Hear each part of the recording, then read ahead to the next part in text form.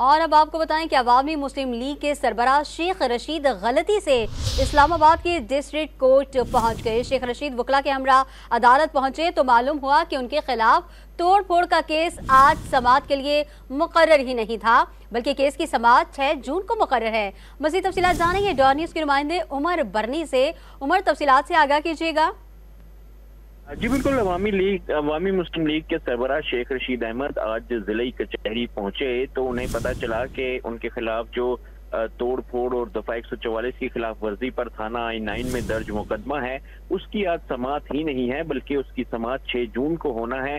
शेख रशीद वकला के हमरा जो है वो अदालत में पहुंचे और वहां पर अदालती अमले की जानिब से उनको इस हवाले से आगाह किया गया, जिसके बाद शेख रशीद अहमद जो है वो अपने वकला के हमरा जिला कचहरी से वापस रवाना हो गए। जी उमर मेहताब बनी तफसीलात से आगाह कर रहे थे, आपका शुक्रिया।